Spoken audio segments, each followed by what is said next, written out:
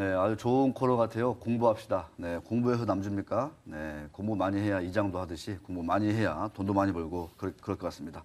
정 기자, 네. 오늘은 좀 그동안에 방송에서 얘기했던 그런 M&A 소식의 어떤 그 뒷얘기들, 네, 후속 그렇습니다. 네. 얘기해 주신다고. 어떤 얘기입니까? 네, 업데이트 소식인데요. 네. 네. 그 저희가 지난번에 이제 처음 방송에서 얘기했던 그 웅진그룹 관련 소식하고 지난달 발표해드렸던 그 동양그룹 소식을 준비했습니다.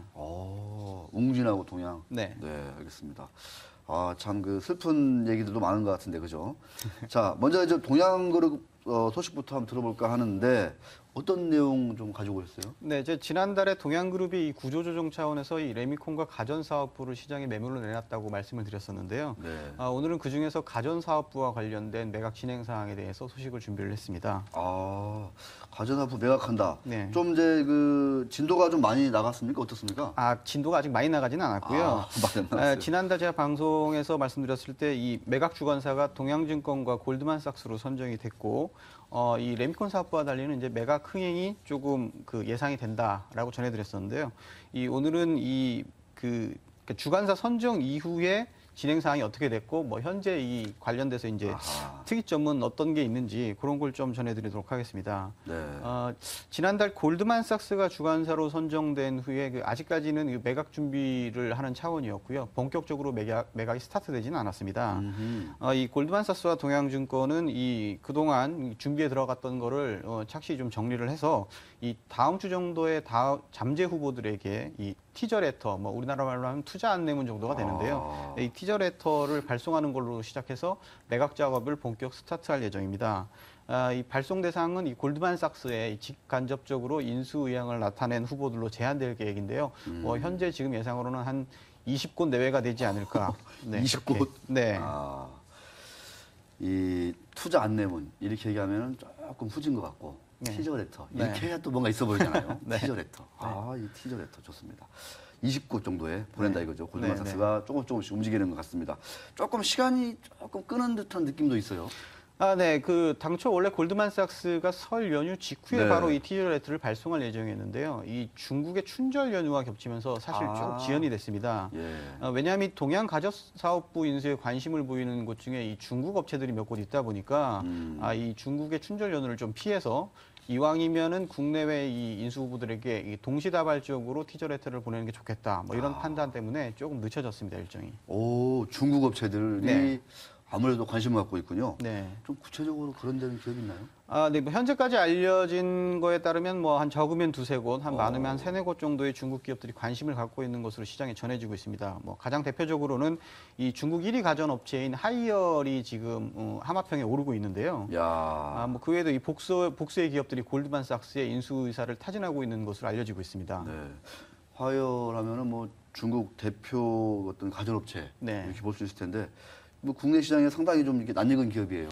네, 맞습니다. 중국 가전업체 1위이기도 하고요. 이 하이얼은 이 백색 가전 부분에서는 글로벌 1위를 자랑하고 있는 기업입니다. 네. 중국 칭다오에 본사를 두고 있고요. 2011년 매출이 한 262억 달러, 우리나라 돈으로 치면 한 29조 원 정도의 매출을 자랑하는 기업인데요.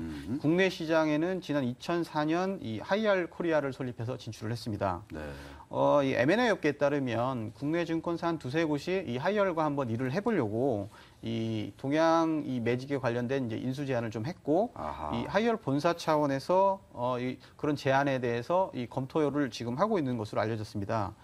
인수 제안을 했던 이 증권사 관계자를 제가 직접 한번 만나봤었는데요. 네. 뭐 그때 들었던 멘트에 의하면 아직 뭐 이 공식적으로 인수 지원 참여를 서면한 건 아니고 검토 단계이긴 하지만 이 하이얼이 제안에 상당히 관심을 있어 했고, 이 동양 가전 사업부에 관심이 있는 것은 좀 분명해 보인다. 뭐 이런 그 멘트를 전해준 걸로 봐서 이 하이얼이 잠재적인 후보로 꼽을 수 있는 건 분명한 것 같습니다. 네, 그렇군요.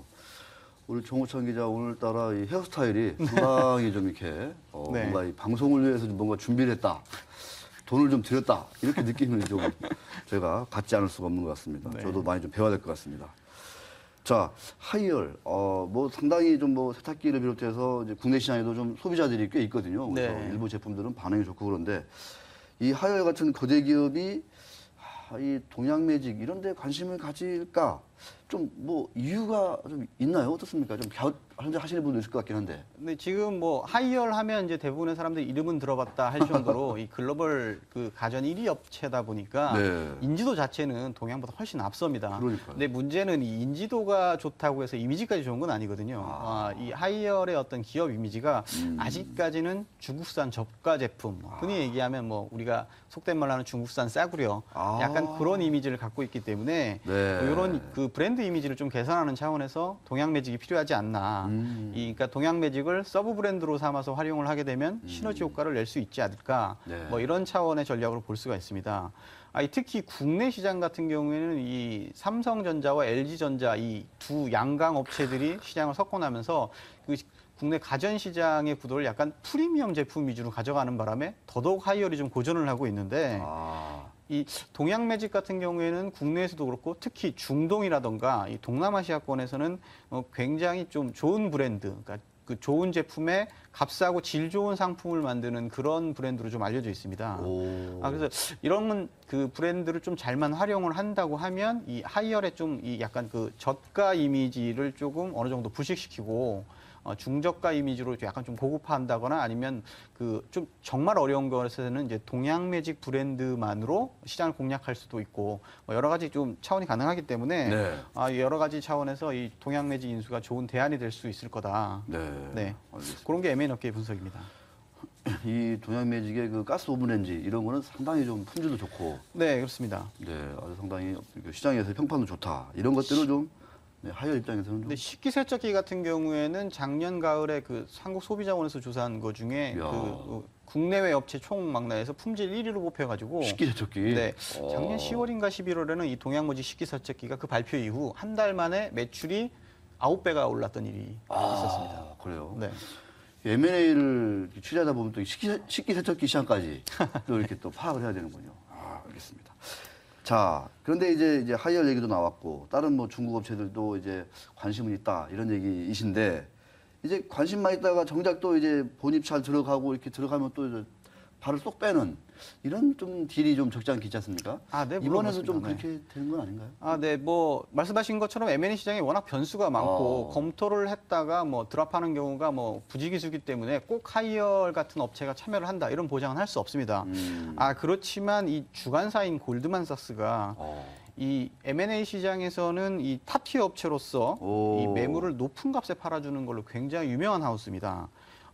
글로벌 네트워크가 굉장히 탄탄하고 그다음에 이 전략과 수완이 굉장히 탁월한 하우스로 알려져 있는데 이 지난해 M&A 시장을 달궜던 이 비슷한 업체인 웅진코웨이 매각전에서도 이 골드만삭스가 주관사로 활약을 했었는데요. 그렇죠. 그때 당시에도 중국의 그 3대 가전업체인 콩카를 끌어들여서 매각 흥행을 조금 한번 돋갔던 그런 전례가 있습니다.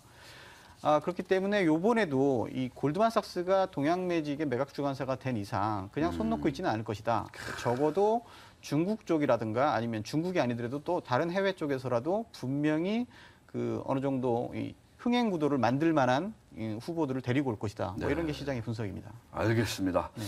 골드만삭스가 남달리 좀 그 IB 시장, M&A 시장에서 이게 평판이 좋은 게 다 그만한 이유가 있다. 우리 정우찬 기자에 정리해 주셨습니다. 자, 동양그룹 얘기는 여기까지 좀 하고 그 다음에 이제 그 웅진 얘기도 해주신다고 그랬는데 네. 코웨이는 이제 매각이 됐고 네, 그렇습니다. 남은 최근 이슈가 또 어떤 게 있나요? 이 코웨이가 당연히 이제 매각이 됐고 이제 울진 홀딩스가 지난번 시간에 전해드린 것처럼 좀 이제 법정 관리에 들어가 있기 때문에 채무 변제를 위해서는 이제 자회사들을 상당수 정리를 해야 되는 상황입니다. 그래서 지금 가장 이제 먼저 매각 작업에 들어갈 것으로 예상되는 업체가 이제 웅진 케미칼이 있는데요. 케미칼. 네, 지금 현재 시장에서 봤을 때는 웅진 케미칼 같은 경우는 상반기 내, 웅진 식품은 하반기 정도에 이제 매각을 해서 이 채무 변제에 활용을 한다. 뭐 이런 지금 얘기들이 계속 나오고 있습니다. 근데 이제 이 어떤 매각 주관사 선정 이 과정에서 뭔가 이제 잡음이 있다 이런 얘기들이 좀 보도가 간간히 되고 있었는데 좀 구체적으로 좀 어떤 내용인지 좀 정리해 주시죠. 네, 이 웅진 케미칼 매각 같은 경우에는 지난달 11일 어떤 법원의 승인을 받아서 그동안 약간 이제 작업을 진행을 좀 해왔습니다. 이 원래 법정 관리에 들어간 회사 같은 경우에는 이 자산 매각이라든가 자회사 매각 같은 걸 할 경우에 그 회생계간이 인가된 후에 하는 게 이제 통상적인 건데 이 웅진그룹 같은 경우에는 그 채권단의 동의를 다 받아서 웅진 케미칼은 그 회생계획 인가 전에 매각하는 걸로 추진을 해서 법원 승인을 받은 겁니다. 이 웅진홀딩스가 법원 승인을 받았기 때문에 이 웅진케미칼 매각을 바로 준비하기 이제. 위해서 국내외 이 증권사들에게 이 주관사를 먼저 선정을 해야 되기 때문에 네. 이 RFP라고 그러는데 입찰 제한 요청서를 발송하면서 바로 이 매각 작업 본격화에 나섰습니다. 그래서 당시에 이 M&A 업계에서는 뭐 이 매각 주관사로 우리투자증권이 가장 유력한 게 아니냐. 우투. 예. 네, 이 작년에 이 코웨이를 매각할 때 이 골드만삭스와 함께 우리투자증권이 매각 주관사를 했었거든요. 네, 네, 그렇기 때문에 네. 경험도 있고 이 웅진그룹 내부 사정에 대해서 잘 안다. 야. 뭐 이런 평가를 받기 때문에 우투증권이 가장 앞서 있는 주관사 후보다라는 평가가 나왔었습니다. 뭐 근데 우투증권이 이제 그 주관사 해서 하면 되는 것 같긴 한데 좀 문제가 좀 있나요? 어떻습니까? 네, 말씀하신 것처럼 이 약간 이제 잡음이 생겼었는데요. 잡음. 뭐냐면 이 주관사 자리를 노리는 후보가 여러 곳이다 보니까 이 우투증권으로 좀 약간 쏠리는 분위기를 감지한 이제 일부 후보들이 반론을 제기한 겁니다. 예. 이 우리투자증권이 매각 주관사로 선정되면 안 된다. 안 된다. 뭐 이런 논리를 펼친 건데 뭐 이해상충 문제 뭐 이런 거를 좀 논리적으로 제기를 해서 네, 브레이크를 좀 걸었습니다. 간간히 그 M&A 주관사 입장에서 이해상충 문제가 좀 불거지는 경우가 있는데 네. 좀 어떤 배경 때문에 이런 얘기가 나오는 거죠? 이 우투증권이 주관사로 선정될 경우에는 이 채권단 전체가 아닌 어떤 일부의 이익을 대변할 수 있다. 뭐 이런 논리인 건데요. 이 웅진홀딩스의 주채권 은행이 우리은행입니다. 그리고 당연히 이 우리은행과 우투증권은 약간 특수관계인 그런 상황인데요. 이 은행들의 경우에는 이제 대부분 담보채권을 가지고 있고 이 소액 채권을 가지고 그러니까 소액 채권을 가지고 있는 사람들은 대부분 이제 무담보 채권을 갖고 있는데 이 웅진케미칼이라든가 이런 자산 매각을 하게 돼서 이 금전적인 회수가 가능하게 되면 담보 채권자 위주로 일단 먼저 변제가 되고 그렇죠. 남은 걸 가지고 이제 무담보 채권자에게 변제를 하게 되기 때문에 만약 우리투자증권이 주관사로 선정된다면 이거를 웅진케미칼을 어떻게든 최대한 높은 가격을 받고 매각해서 이 채권 회수를 극대화한다. 이거보다는 좀 빠른 시일 내에 적정한 가격에 빠른 시간 내에 매각을 해서 왜냐하면 이제 우리 은행은 같은 경우는 채권 회수가 뭐 금방 가능할 거다 이렇게 보니까 이런 식으로 이게 매각 목표가 좀 달라질 수 있지 않을까. 뭐 그런 것 때문에 이해상충 문제가 발생할 수 있다. 뭐 이런 게 반대쪽 논리입니다. 알겠습니다. 네. 우리은행이 이제 그 어떤 우리투자증권의 이제 계열사인데 같은 이제 그 지주산하의 어떤 금융회사인데. 우리은행의 좀 이해관계에 충실하게 우리투자증권이 뭔가 매각을 진행할 수 있다. 네네. 그런 과정에서 이제 무담보 채권자들 입장에서는 이러면은 우리가 좀 덜 받을 수 있다.